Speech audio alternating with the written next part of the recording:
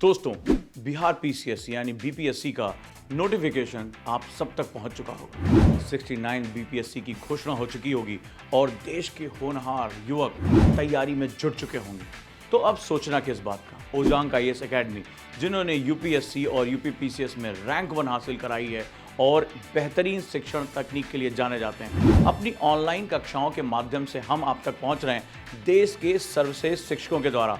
69 BPSC की classes मात्र 5,999 में, सारे बेहतरीन टीचर, एक कम्प्रिहेंसिव क्लास और ये सभी कुछ आपको आपके घर तक मिलेगी।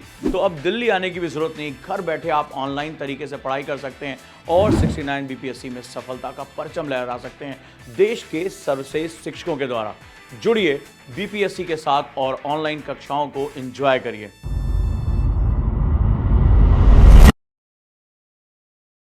आज के ट्यूटोरियल में इंपॉर्टेंट है India and the SCO paradox. ठीक है, वो देखते हैं क्या है India and the SCO paradox. ये इंडियन एक्सप्रेस का आर्टिकल है।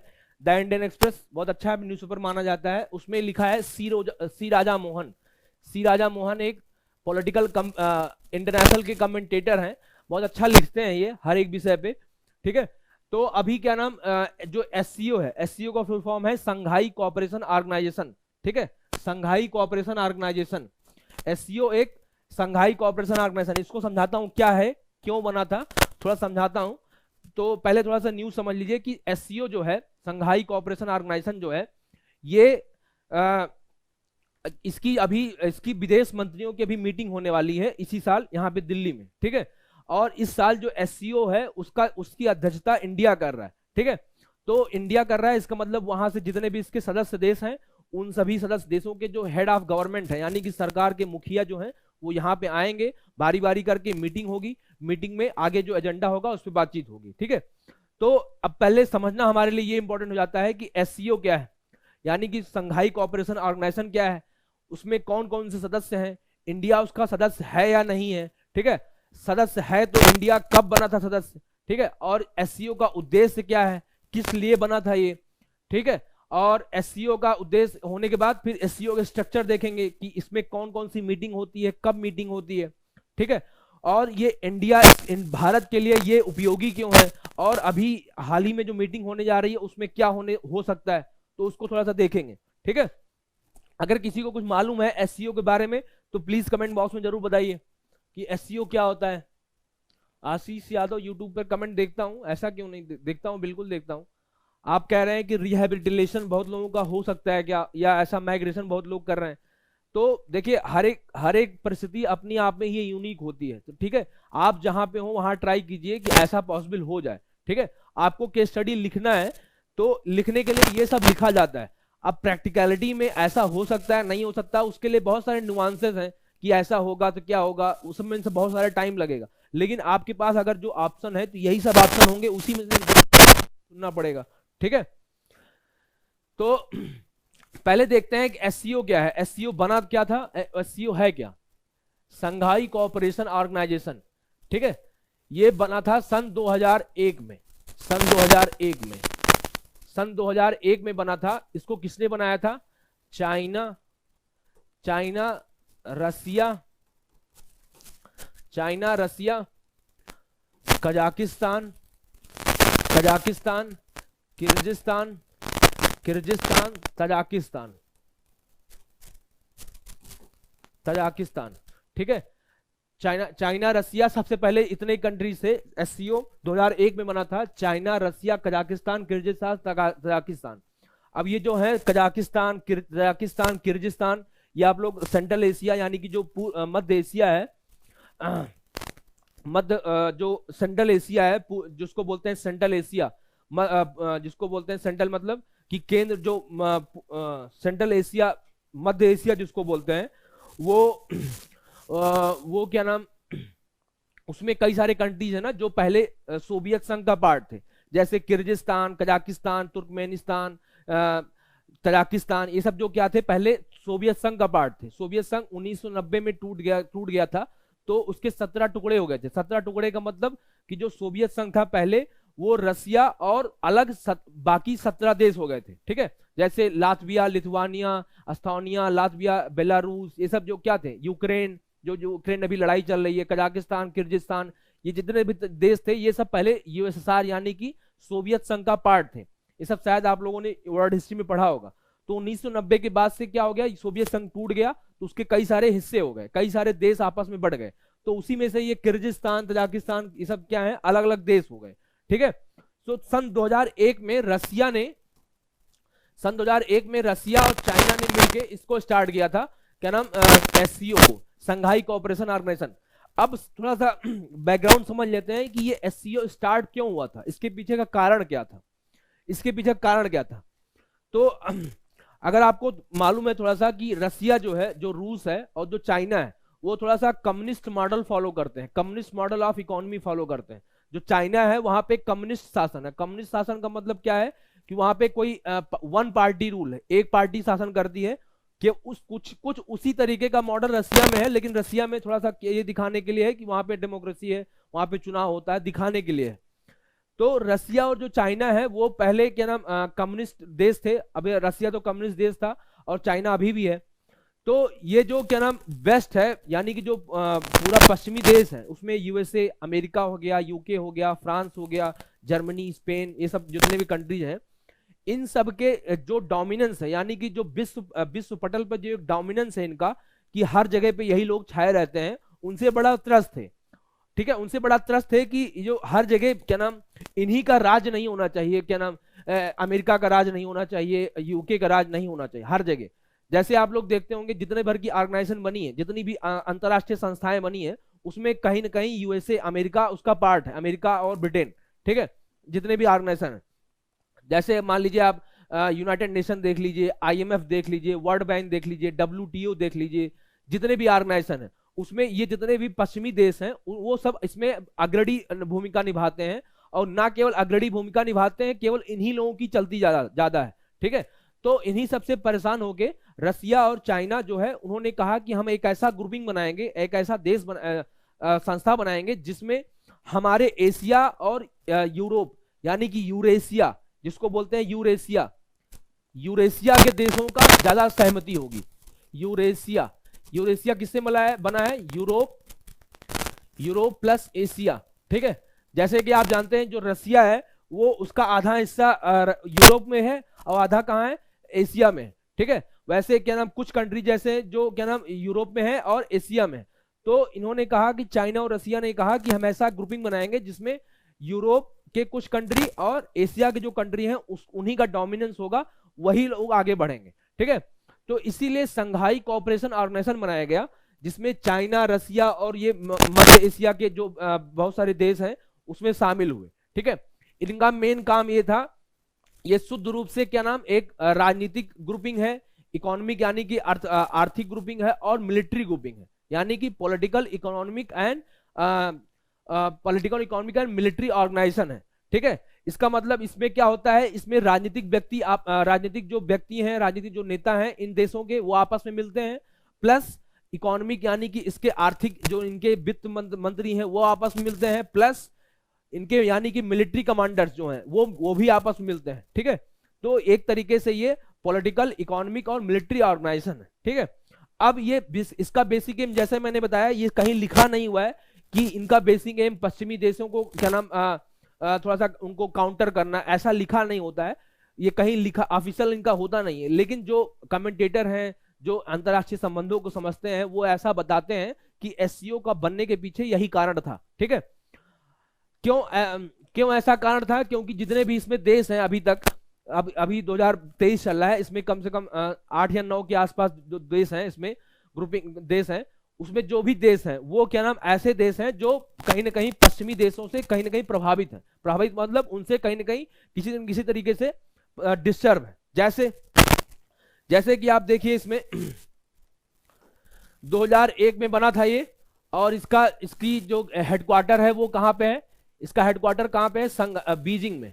ठीक है, बीजिंग जो चाइना की कैपिटल है। ठीक है, जो चाइना की कैपिटल है वहां पे इसका हेडक्वार्टर। ठीक है, और इसकी ऑफिशियल लैंग्वेज क्या है, रसियन और चाइनीज।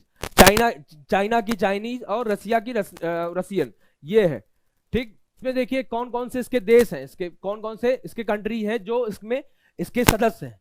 बताइए कौन कौन से सदस्य हैं इसके।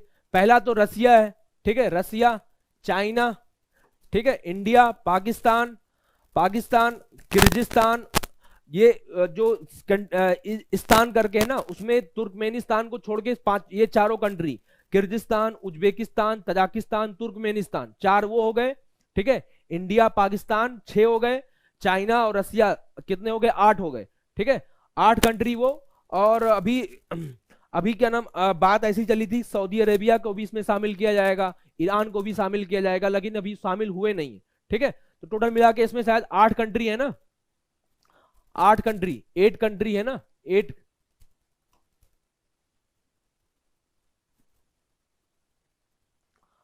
चाइना, रसिया, इस तरीके से याद करिए, सभी लोग याद कर लीजिएगा, याद भी हो जाएगा, चाइना, रसिया, ठीक है। और जो ये स्थान करके जो कंट्री है, 5 कंट्री है टोटल मिला के, उसमें से तुर्कमेनिस्तान को छोड़ दीजिए, बाकी जितने भी 4 कंट्री हैं वो इसके सदस्य हैं, जैसे किर्गिस्तान, उज्बेकिस्तान, तजाकिस्तान और कजाकिस्तान, ठीक है, 4 ये हो गए। इंडिया, पाकिस्तान 6, चाइना और रसिया 8, ये 8 तो कंट्रीज के सदस्य हैं, ठीक है। तो ये सदस्य हैं। अब भारत जो है इसका सदस्य 2017 में बना था, 2017 में पाकिस्तान और इंडिया दोनों इसके मेंबर कंट्री बने थे, इंडिया और पाकिस्तान इसके दोनों सदस्य बने थे, इंडिया और पाकिस्तान, ठीक है।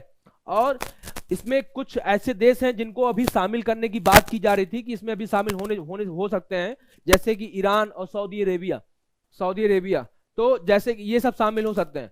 अब इसमें कुछ होते हैं कि ऑब्जर्वर स्टेट, ऑब्जर्वर का मतलब क्या होता है कि वो लोग मीटिंग में शामिल तो होते हैं, लेकिन मतलब कि जैसे कि ऑब्जर्वर का मतलब क्या होता है कि दूर से देखने के लिए आइए उसमें कि इस मीटिंग में क्या हो रहा है, और आप ये ऑब्जर्व कीजिए कि हमारी कंट्री के लिए क्या इसमें बेहतर हो सकता है। जैसे मान लीजिए इसमें मैं आप 8 लोगों को बुलाऊं और 8 लोगों को मीटिंग करूं, और काफी लोग बाहर बैठे रहते हैं, बाहर देखते रहते हैं कि यार 8 लोग आपस में क्या मीटिंग कर रहे हैं, क्या बातचीत हो रही है।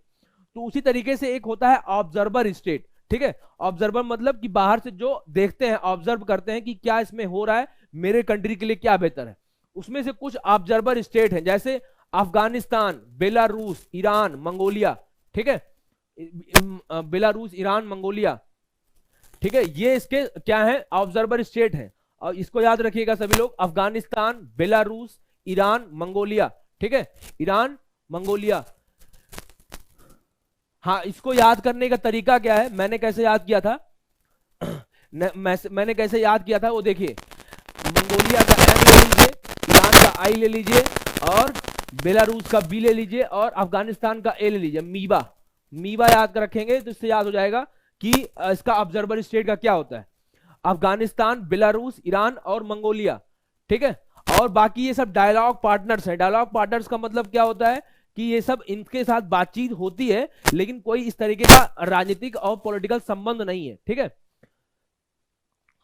मुख्य काम क्या है बताता हूं सौरभ जी, 1 मिनट सुनिए, पहले समझ लीजिए छोटे छोटे कि इसमें देश कौन है, क्यों बना था, मुख्य काम क्या, वो भी बताता हूं। तो डायलॉग पार्टनर्स में अजरबैजान है, इसको याद नहीं करना है, बस ये समझ लीजिए, अजरबैजान है, Armenia, Cambodia, Nepal, Turkey, Sri Lanka, ठीक है। तो ये सब है, तो ये सब है, ये सब इसके, ये इनके मेंबर स्टेट्स हैं, ये इसके ऑब्जर्वर स्टेट्स हैं, ये हमारे लिए इंपॉर्टेंट है, मीबा, और ये उसके ये स्टेट्स, ठीक है, और ये डायलॉग पार्टनर्स। अब देखते हैं कि एससीओ का काम क्या है, किस लिए ये बना था, ठीक है। एससीओ का काम क्या है, इसके उद्देश्य क्या है, देखिए, सदस्य देशों के बीच आपसी विश्वास और पड़ोस को मजबूत करना। मतलब एक तो वही सब कुछ काम होते हैं कि म्यूचुअल ट्रस्ट, आपस में एक दूसरे के साथ विश्वास कायम करना, ठीक है, विश्वास कायम करना, और एक दूसरे के साथ रिलेशन को मजबूत करना, ये काम हो गया। राजनीतिक, व्यापार और अर्थव्यवस्था, अनुसंधान और प्रौद्योगिकी, संस्कृत में प्रभावी सहयोग को बढ़ावा देना। मतलब कि आर्थिक स्थिति मजबूत करना, पॉलिटिकल यानी राजनीतिक स्थिति मजबूत करना, ठीक है, अनुसंधान यानी कि इनोवेशन, साइंस एंड टेक्नोलॉजी, और कल्चरल, क्योंकि जितने भी कंट्रीज हैं आप लोग देखते होंगे सब सांस्कृतिक रूप से बहुत ही मजबूत है। चाइना अपने आप में सांस्कृतिक रूप से बहुत मजबूत है, इंडिया अपने आप में है, इंडिया पाकिस्तान की एक ही कल्चरल हिस्ट्री रही है, ठीक है। और जो ये कजाकिस्तान, 4 कंट्री हैं, ये इनकी अपनी अलग अलग कल्चर है। यहाँ पे क्या नाम, पश्तो लैंग्वेज कहीं बोली जाती है, कहीं रशियन लैंग्वेज बोली जाती है, कहीं क्या नाम कुछ और बोली जाती है। रसिया की अपनी अलग हिस्ट्री है ही है, अपना कल्चर है ही है, ठीक है। तो इनका काम क्या है, राजनीतिक रूप से व्यापार को बढ़ावा देना है, अर्थव्यवस्था को बढ़ावा देना है, साइंस एंड टेक्नोलॉजी में इन्वेस्ट करना है, आर्थिक रूप से मजबूत देना है, ठीक है। शिक्षा, ऊर्जा, परिवहन, पर्यटन, पर्यावरण संरक्षण आदि में संबंधों को बढ़ाना है, इनका ये काम है, ठीक है। क्षेत्र में शांति, सुरक्षा और स्थिरता बनाए रखना और सुरक्षित करना, ये भी इनका काम है, ठीक है। कि इन्होंने ऑब्जेक्टिव अपना लिखा है कि हमारा जो ये पूरा क्षेत्र है इसमें शांति बनी रखे, सुरक्षा के लिए बना रहे, ठीक है। कोई इसमें बाहर से कंट्री हमारे ऊपर अटैक ना कर पाए, इतना हम आपस में वो रहे, ठीक है। लोकतांत्रिक, अब ये तो थोड़ा बहुत बड़ी हवाई बातें कुछ लिखी गई हैं, जैसे लोकतांत्रिक व्यवस्था को बढ़ावा देना है, यानी कि निष्पक्षता को बढ़ावा देना है, लोकतांत्रिक व्यवस्था को बढ़ावा देना है। लेकिन चाइना और रसिया खुद ही लोकतंत्र नहीं है, ठीक है। रसिया कहीं ना कहीं इसको बोलते हैं सेमी डेमोक्रेसी है, वो कहने के लिए लोकतंत्र है, लेकिन वहां पे भी क्या नाम बहुत सालों से एक ही क्या नाम, वहां व्लादिमीर पुतिन जो है 20 सालों से लगातार बने हुए हैं, किसी न किसी तरीके से अपने आप को पावर में ले आते हैं। चाइना डेमोक्रेसी है ही नहीं है, वो कम्युनिस्ट देश है, ठीक है। राजनीतिक और आर्थिक व्यवस्था की स्थापना करना, ये इनका उद्देश्य है। अब देखते हैं कि अब इनका प्रिंसिपल क्या है, गाइडिंग प्रिंसिपल, इनके पीछे कोई न कोई प्रिंसिपल होता है ना, किसी किसी के पीछे। वो प्रिंसिपल क्या होता है कि एससीओ का मार्गदर्शन सिद्धांत संघाई स्पिरिट उसको बोला जाता है, संघाई स्पिरिट। संघाई स्पिरिट का मतलब आप बोल सकते हैं कि पारस्परिक विश्वास, लाभ, समानता, परामर्श, सांस्कृतिक विविधता, ये सब उनके क्या नाम गाइडिंग प्रिंसिपल, ठीक है। विदेश नीति में गुट निरपेक्षता, गुट निरपेक्षता क्या होती है, नॉन अलाइनमेंट मूवमेंट जिसको बोलते हैं, नॉन अलाइनमेंट, यानी कि किसी एक ब्लॉक के साथ हमको नहीं जाना है। हमको अगर कोई भी देश अपनी खुद की फॉरेन पॉलिसी, विदेश नीति रखना चाहता है तो बिल्कुल स्वतंत्र है, ठीक है। ये होती है गुट निरपेक्षता, ठीक है। अब मेन इंपॉर्टेंट है कि इसमें क्या क्या, इसका स्ट्रक्चर क्या है, एससीओ का स्ट्रक्चर क्या है, कि इसमें क्या क्या चीजें इंपॉर्टेंट है। जैसे आप लोग देखते होंगे संयुक्त राष्ट्र है, संयुक्त राष्ट्र में कई सारी बॉडीज है ना, जैसे संयुक्त राष्ट्र की यूनाइटेड नेशन जनरल असेंबली है, यूनाइटेड नेशन सिक्योरिटी काउंसिल है यानी सुरक्षा परिषद है, यूनाइटेड नेशन की इकोनॉमिक सोशल काउंसिल है, यूनाइटेड नेशन की और दुनिया भर की बॉडीज है। उसी तरीके से हर एक ऑर्गेनाइजेशन की अपनी एक गवर्निंग बॉडी होती है कि उसमें कौन ऊपर होगा, फिर उसके नीचे कौन होगा, फिर उसके नीचे कौन होगा, ठीक है। उसी हिसाब से सबसे ऊपर इसमें है हेड्स ऑफ स्टेट्स काउंसिल, यानी कि राज्य परिषद के प्रमुख। सबसे पहले ये क्या करते हैं कि हर एक साल एससीओ की मीटिंग होती है, वो कहीं ना कहीं इन्हीं देशों में से किसी एक देश में होती है। उसमें जो सरकार के मुखिया होते हैं, उन सरकारों के जो मुखिया होते हैं, उन देशों के हेड्स ऑफ स्टेट काउंसिल, उन देशों के जो मुखिया होते हैं वो क्या करते हैं, मिलते हैं। जैसे हमारे यहाँ अगर बोला जाए हमारे जो भारत देश के मुखिया कौन है, वो हमारे राष्ट्रपति हैं, ठीक है। चाइना का कौन मुखिया है, वो वहां के राष्ट्रपति हैं। उसी तरीके से रसिया के वहां के प्रेसिडेंट है व्लादिमीर पुतिन, ठीक है। ये लोग आपस में मिलते हैं, ठीक है। अब दूसरा है इसमें हेड्स ऑफ गवर्नमेंट काउंसिल, सरकार के मुखिया। सरकार के मुखिया मिलते हैं। सरकार के मुखिया कैसे मिलते हैं, जैसे हमारे यहाँ इंडिया में सरकार के मुखिया कौन है, प्राइम मिनिस्टर माफ कीजिएगा, प्राइम मिनिस्टर है, यानी कि प्राइम मिनिस्टर अब इसमें मोदी जी हैं, ठीक है। चाइना के वो सी जिनपिंग, आई चू ची, ये वाले, ठीक है। रसिया व्लादिमीर पुतिन कौन है, रसिया के हैं। पाकिस्तान के इस समय कौन है, ये शहबाज शरीफ जी हैं, प्राइम मिनिस्टर हैं, ठीक है। और इसी तरीके से बाकी देशों के मुखिया वो मिलते हैं।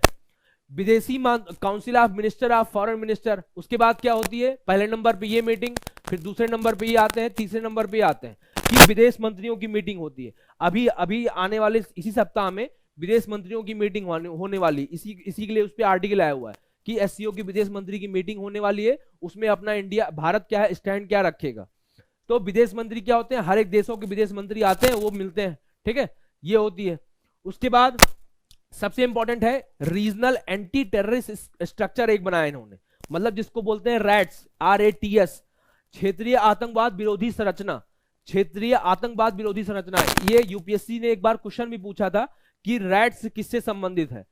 RATS, rats, regional anti terrorist structure, क्षेत्रीय आतंकवाद विरोधी संरचना किससे संबंधित है। उसने 4 ऑप्शन दिए थे, WTO, IMF, SCO, ब्रिक्स, ठीक है। तो अगर आपको मालूम है कि जो रैट्स है वो किससे संबंधित है, SCO से, संघाई कोऑपरेशन ऑर्गेनाइजेशन, तो वहां से आप बता सकते हैं कि क्या होता है। अब ये है क्या कि एक संरचना बनाई गई है रैट्स, जो क्या करेगी, इन सब देशों में अगर कोई भी आतंकवाद को बढ़ावा देता है, आतंकवाद गतिविधियों को बढ़ावा देता है, तो उसके खिलाफ लड़ाई लड़ेगा, ठीक है। उसके खिलाफ लड़ाई कैसे लड़ेगा कि सभी देश एक फंड बनाएंगे, एक फंड बनाया जाएगा, उसमें सभी देश कुछ ना कुछ कंट्रीब्यूट करेंगे, और कंट्रीब्यूट करने के बाद जो इंटेलिजेंस की शेयरिंग होगी, जो क्या नाम इंटेलिजेंस इनपुट होगा उसको शेयर करेंगे, नई टेक्नोलॉजी शेयर करेंगे, नए वेपन शेयर करेंगे एक दूसरे के साथ, जिससे कि आतंकवाद को रोका जा सके। ठीक है। और एक एससीओ का सचिवालय है, सचिवालय का क्या काम करता है? तो सचिवालय का क्या काम करता है? सचिवालय वो होता है जो क्या नाम ऊपर से जो डिसीजन आता है उसी को इंप्लीमेंट करता है, तो सचिवालय है। ठीक है। तो ये इसका ऑर्गेनाइजेशन हो गया। मैंने बता दिया आपको कि एससीओ बना क्यों था, कब बना था, कितने देश हैं, कौन कौन से देश हैं, इनका उद्देश्य क्या है, ठीक है, इनकी संरचना क्या है। ठीक है। अब थोड़ा सा समझ लेते हैं कि भारत के लिए कैसे भारत के लिए उपयोगी कैसे है, भारत के लिए चैलेंज कैसे है। दो चीजें समझ लेते हैं, यही चीज समझना है इसमें। ठीक है। इसमें बेनिफिट क्या मिलेगा भारत को, ठीक है, यानी कि लाभ क्या होगा, और चैलेंज क्या है। ठीक है। चैलेंज यानी कि चुनौतियां क्या हैं इसके साथ। पहला बेनिफिट ये है कि हम क्या नाम किसी एक ऑर्गेनाइजेशन का पार्ट होंगे। ठीक है। और इतने बड़े ऑर्गेनाइजेशन का पार्ट होंगे, तो इसका मतलब क्या है कि अगर इतने बड़े ऑर्गेनाइजेशन का पार्ट हो, कोई भी देश हमको शामिल करने के लिए आगे बढ़ रहा है, इसका मतलब क्या है, ये इंडिया की बढ़ती हुई, जिसको बोलते हैं ग्रोइंग क्लाउड, यानी कि बढ़ती हुई जो ये ताकत है उसको दिखाता है कि हम इंडिया को सभी देश अब अपने ऑर्गेनाइजेशन में शामिल करना चाहते हैं। ठीक है। इसका मतलब क्या है, इंडिया की जो पावर है कहीं ना कहीं विश्व पटल पर बढ़ रही है। ठीक है। विश्व पटल पर बढ़ रही है, और जिससे कि ये देखा जा सकता है कि यहाँ पे ये ऑर्गेनाइजेशन शामिल हो रही। तो अब इससे बेनिफिट क्या मिलेगा हमको? इससे बेनिफिट मिलेगा कि हम इन देशों में क्या कर पाएंगे, व्यापार कर पाएंगे। जो ये मिडिल ईस्ट, जो सेंट्रल एशिया है, वहां से हमारे पुराने संबंध रहे, वहां से कई सारे ये लोगों क्या नाम लोग वहां से ऊपर क्या नाम सेंट्रल एशिया से आए इंडिया में। ऐसा कहा जाता है कि जो आर्यन लोग हैं वो सेंट्रल एशिया से ही आए हुए थे, कजाकिस्तान, उज्बेकिस्तान, यहाँ से आए हुए थे। ठीक है। तो हमारा कल्चरल लिंक भी है। तो अगर एससीओ के माध्यम से हम क्या करेंगे, कजाकिस्तान, किर्गिस्तान, यहाँ से हम क्या करें, व्यापार बढ़ा सकते हैं अपना। ठीक है। और हमारे जो कल्चरल लिंक है, सांस्कृतिक लिंक है, उसको हम बढ़ा सकते हैं। ठीक है। और अगर आपको मालूम होगा तो जो हम यूरेनियम है, यूरेनियम जो हम न्यूक्लियर पावर प्लांट में यूज करते हैं, ठीक है, न्यूक्लियर पावर प्लांट में यूज करते हैं यूरेनियम, उसको हम यहाँ से क्या नाम कजाकिस्तान से हम इंपोर्ट करते हैं। ठीक है। तो अगर हमारा उनके साथ संबंध अच्छा रहेगा तो ये हमारा यूरेनियम का इंपोर्ट हमेशा स्मूथ मात्रा में चलता रहेगा। ठीक है। उसी तरीके से हम क्या करते हैं, तजाकिस्तान को, उज्बेकिस्तान को अपने कुछ मिसाइल जो हैं, कुछ मिसाइल उनको ट्रांसफर करते हैं। ठीक है। कुछ उनको मिसाइल ट्रांसफर करते हैं, कुछ ना कुछ हम टेक्नोलॉजी उनको ट्रांसफर करते हैं, कुछ हथियार उनको बेचते हैं। जैसे तजाकिस्तान को मैंने अभी हमने कुछ दिन पहले एक तेजस हेलीकॉप्टर बेचा था। ठीक है। कुछ हथियार बेचते हैं। उसी तरीके यानी कि हम इनके साथ हमारा व्यापार बढ़ेगा। ठीक है।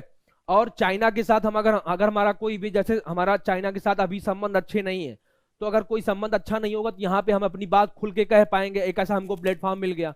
जैसा हमारा पाकिस्तान के साथ अच्छा संबंध नहीं है, तो अगर पाकिस्तान हमारे खिलाफ कोई आतंकवादी गतिविधि करता है तो हम उनके प्लेटफॉर्म में जाके उनको डायरेक्टली पॉइंट पे बोल सकते हैं कि आपने हमारे साथ ऐसा गलत किया है। ठीक है। हाँ, तापी पाइपलाइन, वेरी गुड आशीष।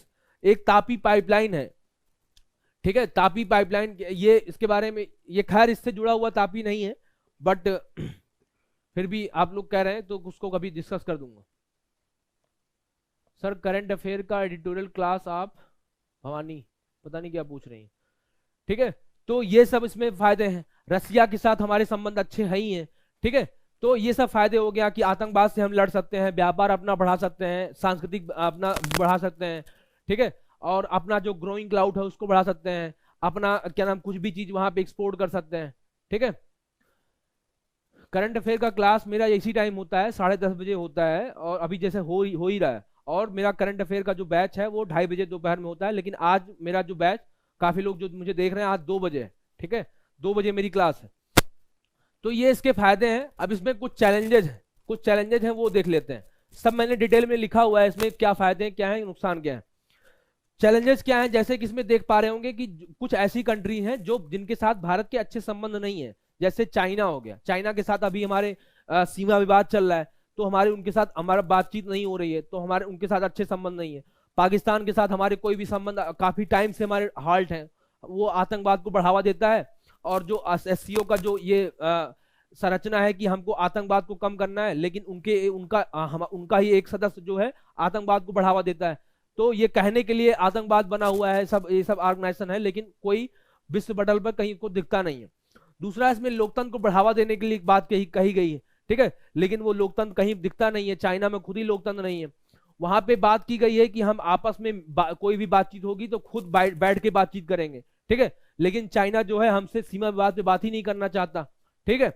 और इसी तरीके से यहाँ पे चैलेंजेस हैं, यानी कि आपस में जो मेंबर हैं उसमें ही आपस में बनती नहीं है, ठीक है। अगर आप कोई ग्रुप बनाए, कोई टीम बनाए, टीम तभी काम करती है जब एक साथ सभी लोग मिलकर काम करें, ठीक है। लेकिन अगर टीम के मेंबर में ही आपस में ही नहीं बनती है, उसमें ठनाठनी है, तो ये टीम कितना आगे जा पाएगी, कितना नहीं जा पाएगी, उस पर ही सवालिया निशान उठा देता है, ठीक है।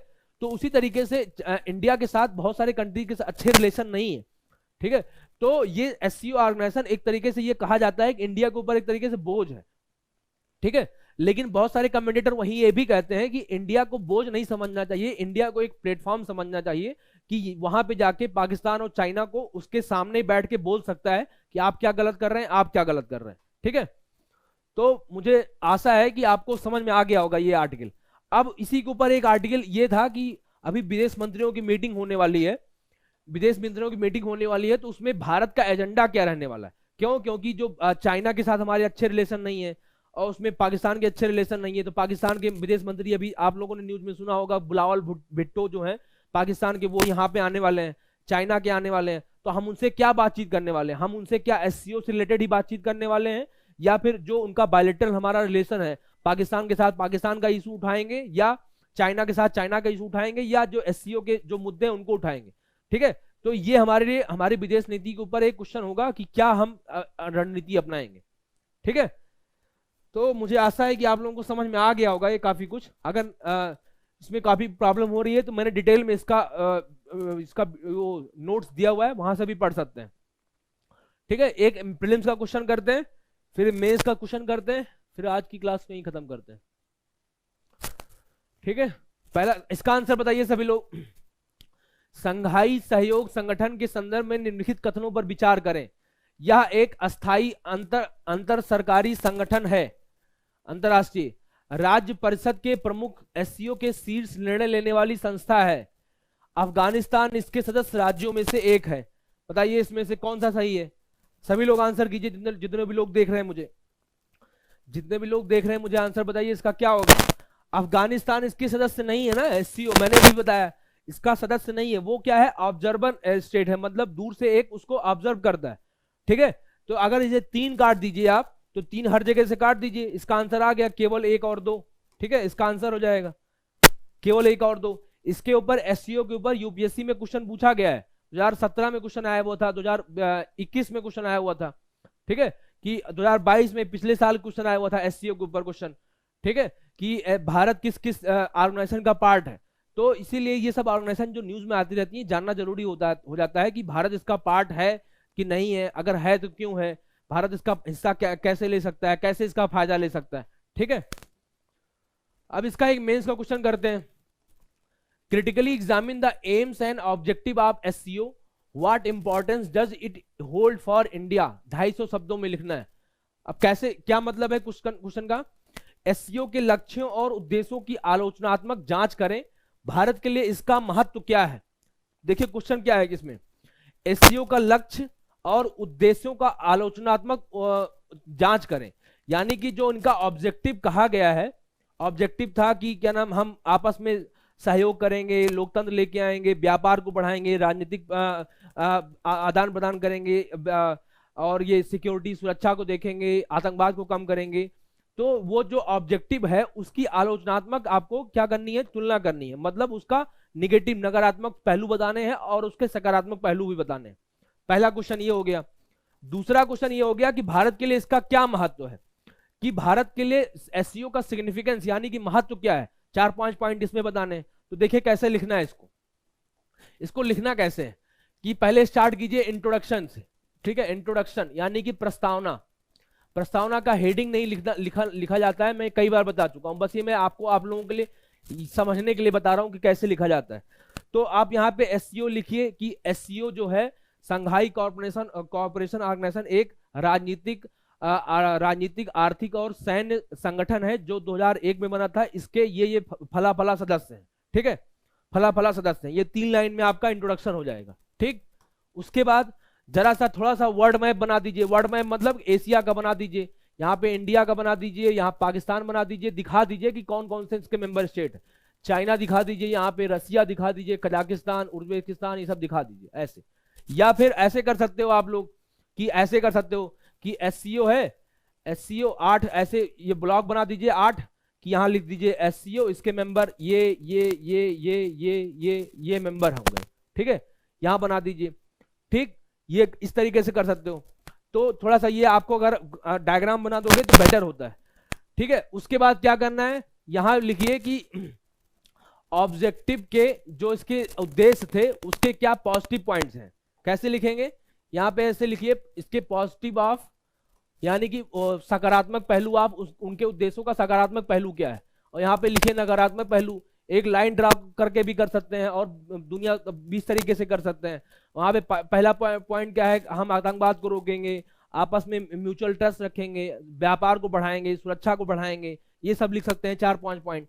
अब इसका निगेटिव पॉइंट क्या लिखेंगे कि आपस में सुरक्षा बढ़ाने का हमारा लक्ष्य, इनका लक्ष्य तो है लेकिन इनके आपस देशों में ही नहीं बनती है। जैसे भारत पाकिस्तान में नहीं बनती है, ठीक है, भारत चाइना में नहीं बनती है, और रसिया और पाकिस्तान में नहीं बनती है। ठीक है, उसी तरीके से इसमें लिख दीजिए। और दूसरा, इसमें आतंकवाद इसमें बढ़ाने का लक्ष्य है, लेकिन आतंकवाद का जो एक प्रमुख कारक है वो पाकिस्तान है, वो इस देश में शामिल है। ठीक है, और इसमें लोकतंत्र को बढ़ाने का कार्यक्रम है, लेकिन चाइना जो है वो लोकतंत्र को मानता ही नहीं है। इसमें आपसी जो भी विदेश मामले हैं वो आपसी तरीके से निपटाए जाने चाहिए, लेकिन चाइना जो है वो क्या नाम भारत के साथ अच्छे संबंध नहीं रखता है। चाइना जो है वो अपने उनके पड़ोसी देश हैं उन्हीं को थोड़ा सा एक दबाव में रखता है। ठीक है, तो ये 4-5 पॉइंट आप यहाँ पे लिख दीजिए। ठीक है, या फिर और भी तरीके से लिख सकते हैं, जैसे यहाँ पे थोड़ा डायग्राम ड्रा करके इस तरीके से पॉइंट लिख सकते हैं, इस तरीके से कर सकते हैं। ठीक है, यहाँ लिख दीजिए पॉजिटिव, यहाँ पे ऐसे पॉइंट लिख दीजिए। ठीक है, उसके बाद लिखिए निगेटिव, यहाँ पे ऐसे पॉइंट लिख सकते हैं। ठीक है, कई तरीके से इसको कर सकते हैं। उसके बाद लास्ट में लिख दीजिए सिग्निफिकेंस, इसका क्या है, महत्व क्या है इंडिया के लिए महत्व क्या है कि हम सेंट्रल एशिया से व्यापार कर पाएंगे, हम कजाकिस्तान, उज्बेकिस्तान, यहाँ से हम हमारा यूरेनियम का हम इंपोर्ट करते हैं, तो हमारे इनके साथ संबंध अच्छे हो जाएंगे। जो सेंट्रल एशिया को हम अपने हथियार उनको भेजते हैं, उनके साथ हमारा हथियारों का हमारा व्यापार अच्छा हो जाएगा। हमारे कल्चरल लिंक है इनके साथ, यानी कि सांस्कृतिक संबंध है इनके साथ, वो हमारा बेटर होगा। ठीक है, अगर हमारा कोई भी चाइना और इन सब कंट्री के साथ हमारा कोई भी अगर विवाद है तो हमको एक प्लेटफॉर्म मिलेगा जहां पे हम अपनी बात इन सब कंट्री के सामने बैठ के कह पाएंगे। ठीक है, जैसे पाकिस्तान को पाकिस्तान के सामने, चाइना को चाइना के सामने। ठीक है, और कोई विवाद है हमारा तो हम उनको प्लेटफॉर्म पे उनको सुलझा सकते हैं। ठीक है, तो ये सब हो गया। महत्व क्या है कि हम भारत इसका हिस्सा बना है। इसका मतलब क्या हुआ कि भारत का जो भारत का बढ़ता हुआ प्रभुत्व इसमें दिखाता है। ठीक है, ये लिख दीजिए। लास्ट में कंक्लूजन मतलब निष्कर्ष में क्या लिखेंगे आप लोग, निष्कर्ष में लिखेंगे कि जो एससीओ है, एससीओ भारत को एससीओ को अपने ऊपर बोझ नहीं समझना चाहिए, बल्कि उसको एक प्लेटफॉर्म के रूप में देखना चाहिए जहां पे वो अपने आपसी मुद्दे को सुलझा सकता है। और भारत ना केवल आपसी मुद्दे को सुलझा सकता है, लेकिन आने वाले अंतर्राष्ट्रीय मुद्दों को भी तय कर सकता है कि ये मुद्दे होने चाहिए अब अंतर्राष्ट्रीय जगत में। जैसे इंटरनेशनल सोलर अलायंस हो गया, वहां पे इन लोगों को बोल सकता है कि हम सौर ऊर्जा का एक संगठन बना, वहां पे आप लोग शामिल होइए। डिजास्टर मैनेजमेंट के ऊपर वहां से बोल सकता है यहाँ पे शामिल हो जाइए। ठीक है, और भी जलवायु परिवर्तन के ऊपर भारत एक अपना मुद्दा स्थापित कर सकता है कि जलवायु परिवर्तन पे आप लोग आगे बढ़िए, हमारा साथ दीजिए। ठीक है, इस तरीके से करके आप लोग लिख सकते हैं। तो मुझे आशा है आप लोगों को समझ में आया होगा कि क्या है एससीओ। ठीक है, मैंने बहुत डिटेल में इसको समझाने की कोशिश की, आप लोगों को डिटेल में समझाने की कोशिश की है कि एससीओ क्या है, एससीओ के मेंबर स्टेट क्या है, उनका उद्देश्य क्या है, उनकी चुनौतियां क्या है, भारत को लाभ होगा कैसे, नुकसान कैसे होगा। मेंस का क्वेश्चन भी मैंने डिस्कस कर दिया, प्रीलिम्स का क्वेश्चन डिस्कस कर दिया, केस स्टडी भी डिस्कस कर दी। तो आशा है आप लोगों को समझ में आया होगा। सभी लोग क्वेश्चन, जितने भी लोग हैं वो क्वेश्चन जरूर लिखेंगे इसको। ठीक है, ओटीपी पर, ओजांग टेस्ट प्रैक्टिस पे क्वेश्चन अभी 1 घंटे में डल जाएगा। सभी लोग, जितने भी लोग मुझे लाइव देख रहे हैं या बाद में देखेंगे, उनसे आशा करता हूं कि सभी लोग लिखना स्टार्ट करेंगे ईमानदारी से। अगर आप लोग तैयारी करना चाहते हैं तो ईमानदार अपने आप में ही रहेंगे। तैयारी अभी से ईमानदारी करने की प्रैक्टिस कीजिए, ईमानदारी तैयारी में ईमानदारी रखिए तो ईमानदार बाद में रहेंगे, ठीक है। और अगर किसी को कुछ डाउट होगा तो बाद में मुझे मेल आईडी मुझे पूछ सकते हैं। और जिन जिन लोगों ने करंट अफेयर का बैच लिया हुआ है उनकी क्लास 2 बजे से है, ध्यान रखिएगा, ठीक है। आज 2 बजे से टाइम चेंज हो चुका है। जिन लोगों ने नहीं ज्वाइन किया please current affair batch join कीजिए। अब से टाइम 2 बजे से 3 बजे तक रहेगा, ठीक है। बहुत बहुत धन्यवाद।